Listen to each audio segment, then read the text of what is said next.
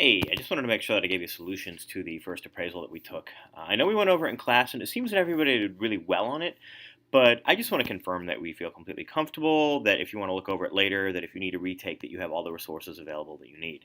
So for question number one, we want to get the gravitational energy of the object, and well, actually, we don't want the gravitational energy. We want its mass, m.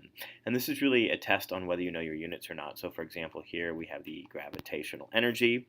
We're given the height here. We know that g is always 10 newtons per kilogram, or if you're dealing with acceleration, 10 meters per second squared. And so really, this is nothing more than a straightforward, as we like to call them, plug and chug problem. You plug in the numbers and chug out the answer. So we want the mass. This is 10, and the height is 2 meters. So we're actually getting a mass of 0.5 kilograms. And I mentioned to those of you that have received the momentum packets in class today that we are going to start appraising on units as well as correct math. So that's the answer to the first question.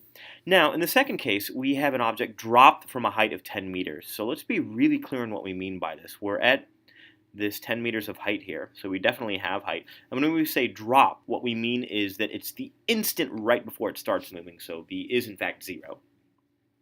We have no spring involved at all. Now what happens? It almost hits the ground, so it's definitely moving. So what this tells us is that v is greater than 0 at the end. The height is 0 at the end because we're almost but not quite on the ground. And we actually have still no spring in the problem. So this problem is fairly straightforward as far as the bar graphs go. We have all gravitational energy because the object has height. And then that gets converted into all kinetic energy as the gravitational energy is now stored as motion in the object.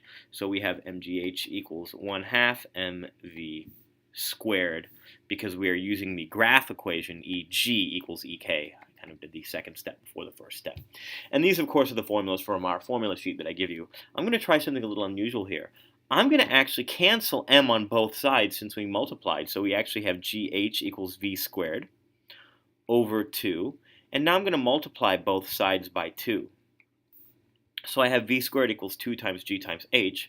So v is going to be the square root of 2gh. And when I actually plug in my numbers, that's going to be the square root of 2 times g, which is 10, times the h, which is 10, which is the square root of 200. I know some of you wrote that as 10 square root of 2. I like decimals for problems like this, so I prefer to see 14.14 meters per second.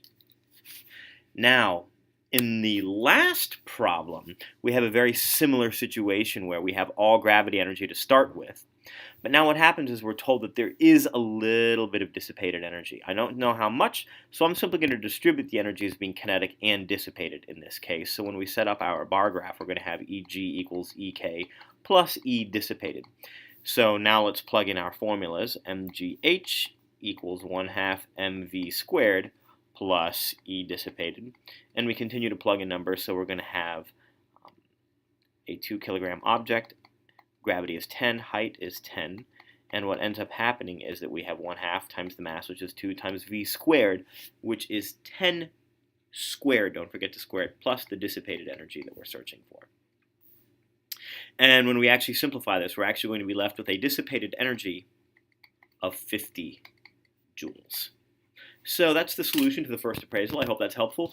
Please use it to study for the second appraisal, and also I have homework solutions to the homework that I assigned you that for many of you is due Monday and Tuesday, or due Tuesday and Wednesday. We're going to be actually basing our appraisal where you are going to be required to do a work calculation.